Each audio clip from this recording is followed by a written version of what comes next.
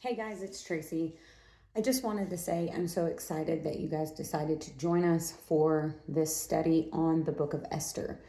I am really excited about offering this small group as a virtual experience so that we can feel connected even if we're in different states, different cities, even in the same city. Sometimes it's hard to connect even when you live just down the street from each other. But I'm really excited that we get to have an opportunity to connect with one another across state lines. And who knows, maybe one day across international lines. But anyway, I just wanted to share with you guys a little something today that is kind of the heart behind the small group that I had envisioned when I really felt like God placed it on my heart to make this a part of my care coaching ministry. So it was months ago, and I was reading through the Proverbs, and I came across the Proverbs 31 woman, which I think a lot of us are very familiar with. And if we're not, it just kind of paints a picture of a woman who is faithful not only to her family, but to herself and to her husband and to her God.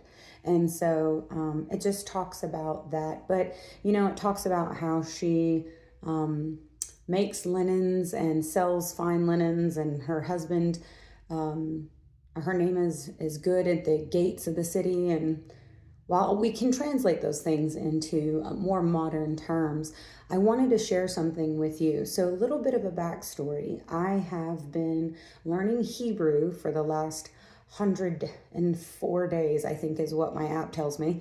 And so, there's that. And so, partially because of that, or what prompted that, was that at the end of last year, I bought myself a Jewish study Bible. And I just wanted to connect with the word in a new and different way than I ever had before. And so I bought this Jewish study Bible at the end of the year last year, or I guess the year before last, in 2022. It was like my end of the year, new year gift to myself. So I've been reading in my Jewish study Bible for a while now, and I came across, like I said, a few months ago, and I was reading in Proverbs 31. There's little excerpts in because it's a study Bible that has just information. It's usually either from scholars, or in this case, it's from rabbis, and they just kind of break things down for you. And I was reading the Proverbs 31 woman based on the way a rabbi described it. And it's translated as the Ishet Hayil, right? So that is the capable woman. That's the Proverbs 31 woman, the Ishet Hayil. And so the rabbi, I want to read it to you. I have my Bible here, and I want to read this to you. And it says, "But who is this capable woman? She is a woman who is attentive to herself and to those around her. Her heart is bound up in the well-being of others.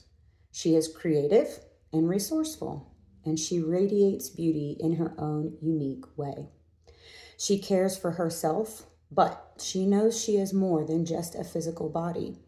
She emanates this beauty from her soul as well, in servitude and in love. She is fully aware of her place in the plan of God, seizing each moment with intention. This practical and spiritual woman aligns her thoughts, body, and actions for the sake of heaven. She approaches life with fortitude and presses forth despite obstacles. She might be single, she might be married, she might work in the home, she might be a corporate executive, she might be a teenager, or maybe she's a grandmother. Whoever she is the Ishet Hayil, a woman who strives to live a full life of service to God." And I just love that. Like, I fell in love with that. I thought about it so many times. I thought, Lord, I want to be the Ishet Hayil. I want any striving I do in life to have a full life of service to God, And so I want this small group to have the foundation of this as women who gather together, that we are the Ishet Hayil. We are women who strive to live a full life of service to God. We know who we are. We're attentive to ourselves and those around us. It doesn't matter what our walk of life is right now, whether we're working in the home or outside of the home, whether we have children and grandchildren, or we have no children and we're the children, right? It doesn't matter. What I want is for every woman to realize that this is possible. It's not just the proverbs from days gone by, and we may not be selling fine linens, and our husband may not be talking about us at the gates, but we can all strive to be this woman. And I just believe that in joining together in these groups, that's what we're doing, that we're going to be strengthening one another, that we're going to be learning to be vulnerable, that we're going to be learning to lean on one another, and that in doing this, we are living our lives as a service to God by living them as a service to each other. And so I just wanted you guys to know that this is the heart behind why I started this women's group, and that it kind of is the foundation for everything that I plan on doing through this ministry in this way.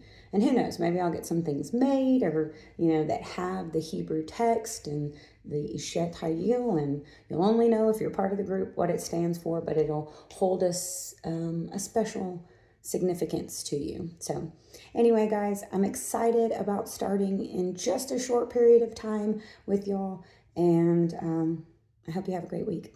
I'll talk to you later. Bye.